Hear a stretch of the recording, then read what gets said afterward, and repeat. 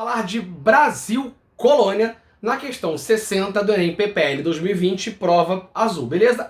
E antes de mais nada, se você puder, se inscreve, curte, compartilha, visualiza, comenta, ative o sininho, aquele papo de sempre. Pode parecer chato, tá? Mas ajuda muito a gente que está tentando levar história, resolver questões, conteúdos, dicas para você que quer estudar. Então, se você puder ajudar, serei eternamente grato. Vamos embora para mais uma questão. Sombra pairava sobre as tão esperadas descobertas auríferas. A multidão de aventureiros que se espalhara por serras e grotões mostrava-se criminosa e desobediente aos ditames da coroa ou da igreja. Carregavam consigo tantos escravos que o preço da mão de obra começara a aumentar na Bahia, Pernambuco e Rio de Janeiro. Ao fim de 10 anos, a tensão entre paulistas e forasteiros, entre autoridades e mineradores, só fazia aumentar. Beleza? Vamos lá. O que o Enem quer que você faça? Vem comigo aqui, ó. No contexto abordado, no início do século XVIII, a medida tomada pela coroa lusitana, visando garantir a ordem na região, foi a letra A, regulamentação da exploração do trabalho. Letra B, proibição da fixação de comerciantes. Letra C, fundação de núcleos de povoamento. Letra D, revogação da concessão de lavras. E letra E, criação das intendências das minas. Beleza? Vamos lá.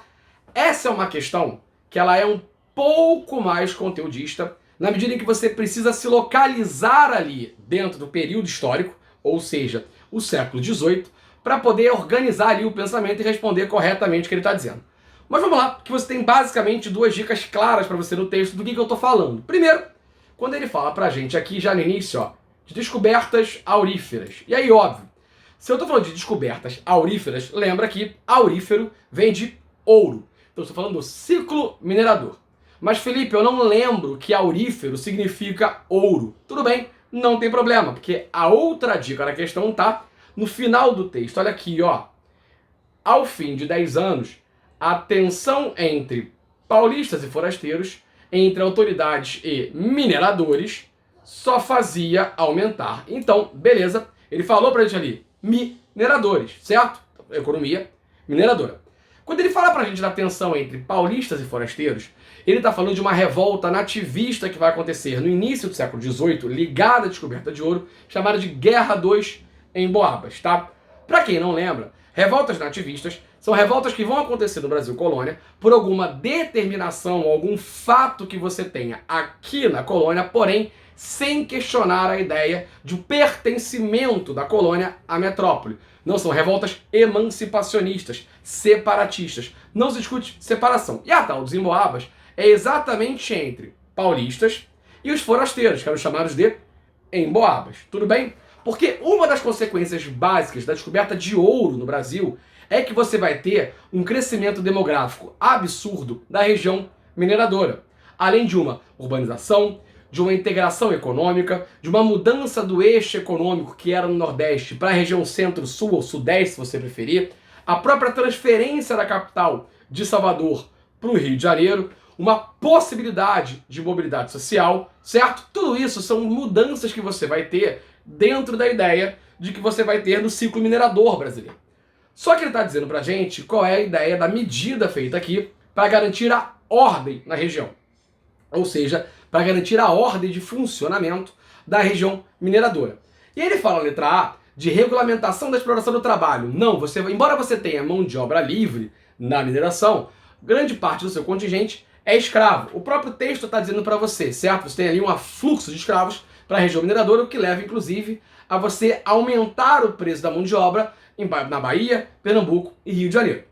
Ele fala na B de proibir a ideia da fixação de comerciantes. Não, você também não vai proibir, tá? Você vai ter uma série de comerciantes na região mineradora e o texto não te fala disso também. E outra coisa, você proibir os comerciantes, não está dizendo que você vai garantir a ordem da região. Fundação de núcleos de povoamento. Isso em nada vai resolver a questão de ordem, certo? Revogação da concessão de lavras.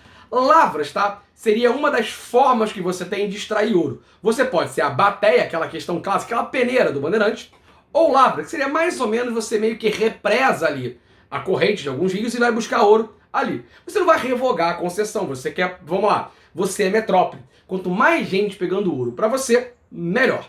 Então, obviamente, a resposta só pode ser a letra E, a criação das intendências das minas. Vamos lembrar um pouquinho do que é isso, tá? Quando você tem essa organização ali dessa questão da economia mineradora, você vai criar as chamadas intendências das minas. Elas têm basicamente algumas funções. Quais são elas? Primeiro, distribuir as datas. Datas são lotes de terra na época da mineração, certo? Então você, bandeirante, você, pessoa, encontrou ouro, você tem que informar que encontrou ouro para essa intendência das minas, o fiscal vai lá, vai dividir esse território em datas, lembra, quanto mais gente explorando, melhor para o rei, certo? E aí você vai fazer o seguinte, você que encontrou pode escolher a primeira data, e as demais datas vão mais ou menos a leilão, na qual quem tem mais escravos, que eles chamavam de peças, vão dando os lotes primeiro, certo? Além disso, a intendência das minas vai cobrar o quinto, ou seja, 20% de todo o ouro que você encontra, você vai repassar à metrópole, a Portugal. Esse é o quinto. Essa é a função da intendência das minas, ou seja, ela vai regularizar, regulamentarizar, organizar a exploração da região mineradora. Por isso é que é a resposta, certo? Só um bônus. É óbvio que ouro em pepita, ouro em pozinho, você trafica. E aí pode escolher a forma. Santo do pau oco, no lombo de mulas, você botava assim o pó na mula, depois você levava para a cachoeira, lavava a mula, a égua, e aí você pegava o ouro, engolindo, escondendo em cabelo, várias formas. Para tentar resolver a questão do contrabando, você vai criar então, logo depois, em 1720, as chamadas casas de fundição, que vão continuar cobrando o quinto, tá? Porém, depois de cobrar o quinto, eles vão pegar o ouro quintado, transformar em barras, lingotes, na verdade, e colocar um selo real. E, a partir daí, qualquer ouro que você use na colônia sem a questão do selo real é contrabando, e a pena pode ser a morte. Além disso, as casas de fundição vão cobrar o imposto anual de 100 arrobas de ouro por região mineradora, certo? E aí 100 arrobas dá mais ou menos 1,5 toneladas por ouro. Quando você, município minerador, não atingisse essa 1,5 toneladas, as casas de fundição podiam decretar a derrama, ou seja, a cobrança violenta sobre o município, até você chegar então a essa 1,5 toneladas de ouro. Beleza? E assim você organiza. E aí quando você criou as casas de fundição, você tem uma segunda revolta nativista ligada à região mineradora, a revolta de Vila Rica ou Filipe II Santos. Beleza?